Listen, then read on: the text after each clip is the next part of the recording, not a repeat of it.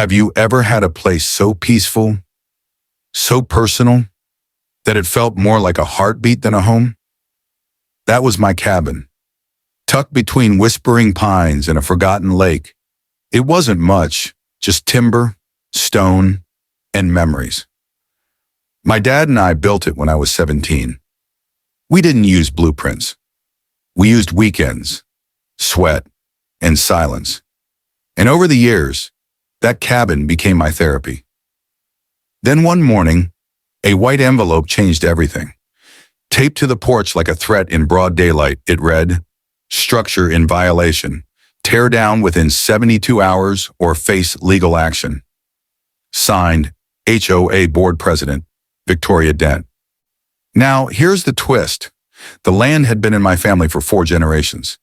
The HOA, they only came into existence last year after a fancy resort developer bought a few nearby parcels and revitalized the lakeside community. Suddenly, my cabin was unsightly, non-conforming, offensive to the modern aesthetic. They thought I'd just roll over and disappear. But what they didn't know was who actually owned the land their HOA fees were built on. So I didn't fight back with lawyers. I didn't chain myself to the porch. I just smiled. Because I had a key to a vault they didn't even know existed. And by the time I was done, every single HOA member was begging me to raise the rent slower. Stick around. This isn't just about a cabin. It's about what happens when the wrong people pick a fight on the wrong land with the wrong man. Let me take you back 6 months before that white envelope showed up. The lake community used to be just that, a community. A few cabins, old-timers who knew how to fix anything with duct tape and coffee, and seasonal families who came for quiet summers and fall bonfires. My cabin sat on the southern edge, technically outside any development zone. My great-grandfather had carved this patch out before the county even drew borders here. We had mineral rights, water rights, full autonomy. But then came the development. An investment firm from the city started buying up land on the north side. They built a private marina, threw up some sleek Airbnb-style vacation homes, and paved a new access road right through what used to be a deer path. With the development came the HOA. They called themselves the Lakeside Renewal Board. But really, it was just a handful of self-important city transplants, with clipboards and Chardonnay breath, obsessed with turning the wild into a sanitized postcard. Enter Victoria Dent, mid-50s, wears pastel linen like armor. The kind of woman who uses the phrase, "our standards," while sipping imported water. She showed up at my cabin one afternoon, uninvited. Her first words, "This structure violates our design code. It's an eyesore." I told her, "This isn't part of your neighborhood. You're trespassing." She smirked. "Everything within a 1-mile radius falls under aesthetic jurisdiction. It's in our charter." I laughed. "Lady, this land's older than your HOA." But she wasn't joking. That week, I started getting letters. Notices of non-compliance. Fines for things like unapproved roofing material and visible firewood stacking. They even tried to fine me for unauthorized outdoor cooking, because I roasted marshmallows with my niece last Christmas. I ignored the first few, figured it'd blow over. But then, they started posting warnings on my gate. HOA members, strangers, would walk onto my property, snap pictures, and disappear. That's when I installed cameras.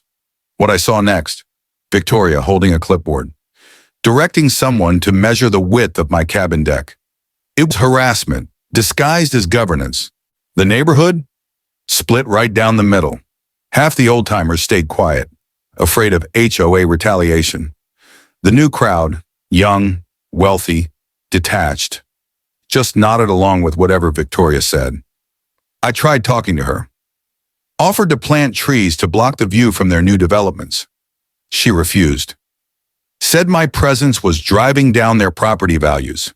I said, "Then stop building next to people who were here first." That didn't go over well. 2 days later, I came home to find a final notice duct taped to my cabin door. 72 hours to vacate and remove all non-compliant structures. A no appeal, no meeting, just exile. But that was just the beginning. Because the only thing more dangerous than a man with nothing to lose is a man who knows where the paperwork really is. If you've ever dealt with a petty HOA, you know how bad it can get. But this was warfare. After the 72-hour notice, I started keeping a log. Dates, names, pictures. Because something told me this wasn't just about property values. This was personal. Day 1. They blocked access to my gravel road. Claimed it was private HOA property now. Even though the easement had been on public record for 80 years. I had to hike through the woods just to get to my own cabin. Day 2. Spray-painted markings on my trees. Fluorescent orange circles with "Remove" scrawled across trunks older than the HOA itself. I caught a contractor in the act. He said he was hired by the board to prep the area for demolition. When I told him he was trespassing on privately deeded land, he backed off. But the look on his face told me they'd done this before. Day 3. A letter showed up accusing me of improper sanitation. They claimed I was running illegal sewage into the lake, which is hilarious because I'm on compost. Always have been. But the cherry on top? They fined me for bird feeders. Yup. Apparently I was attracting invasive species. They even attached a blurry cam photo of a raccoon as evidence of an environmental hazard. I went to the town council, brought every deed, every survey map, even a signed letter from the county proving my land was never part of the HOA. Victoria? She came with a binder thick as a Bible.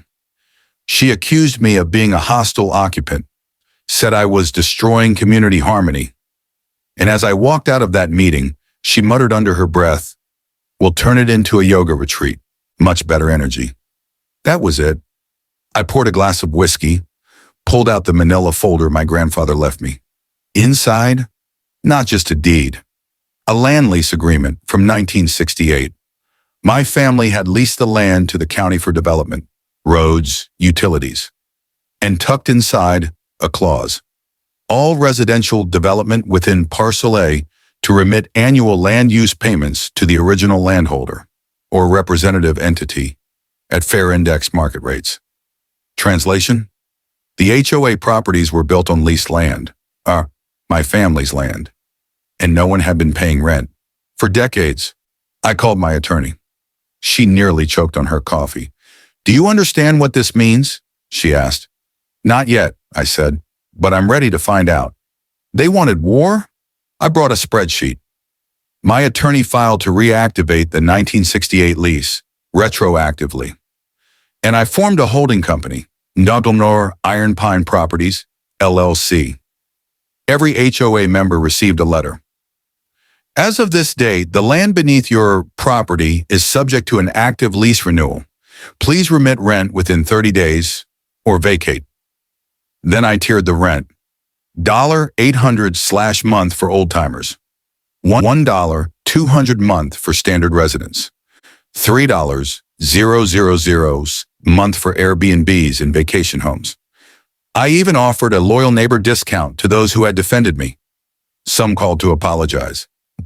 Some brought pie. But Victoria? She called an emergency HOA meeting. Called me a fraud.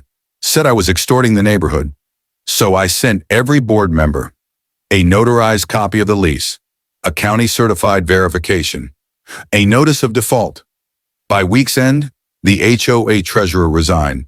Within 20 days, 2 families sold their homes and left. Victoria filed a restraining order, filed a motion to dissolve the lease, filed a formal complaint with the zoning board. All rejected, so I held a meeting of my own. On my land, under the old pine tree. I called it Rent Day. Coffee, donuts, folding chairs, and legal packets. I stood up and said, "Sign the lease with Iron Pine Properties. and your rent stays frozen for 3 years. No games, just boundaries. Hands went up. All except one. Victoria stood in the back, arms crossed, face red. I walked up to her, calmly, handed her an envelope. Inside, a formal eviction notice for the HOA's main office. Effective in 60 days. She whispered, "You can't do this." I smiled. "You had 72 hours to tear down my cabin. Remember?" 60 days later, I showed up with a locksmith, my attorney, and a box of new signs. The HOA office? Empty, dusty, forgotten. Neighbors watched through their windows. I faced the door, turned to the crowd and read, "Under Clause 9 of the renewed lease, the occupant is in breach. Iron Pine Properties assumes possession." Click. The door opened. Inside, stacks of useless HOA newsletters, a dusty Keurig, and a framed quote on the wall. "Leadership means making the tough decisions."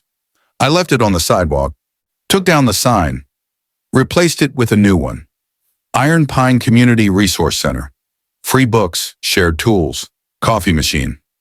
Open to everyone, HOA member or not. Victoria filed a lawsuit for emotional damages. Dismissed in under 5 minutes. She sold her house weeks later. Moved to Florida. No HOAs this time. The neighborhood came back to life. Porch lights, campfires, conversations. Kids started calling my place the boss cabin. Not because I'm better, just because I reminded them respect isn't enforced through fines. It's earned. People still ask me, "Don't you regret how far you took it?" No, not a single nail. That cabin was legacy. It was freedom. It was the last place I watched my dad sip coffee in the morning light. And someone like Victoria Den thought she could erase that with a clipboard? No way. My takeaway, don't burn down the past just to make the future look shiny. Well, some roots run too deep to pull out. To every clipboard warrior out there, double check the land rights. Because some of us still keep paper trails in fireproof safes. As for me, the cabin stands tall, stained, clean, solid. And the only thing I've had to tear down lately was a bad policy. Call to action. What would you have done if someone tried to evict you from land your grandfather left you? Type "justice served" in the comments if you made it to the end. Like, share, and subscribe, because next time we're going after a resort that stole a town's river. And trust me, you won't want to miss that one. And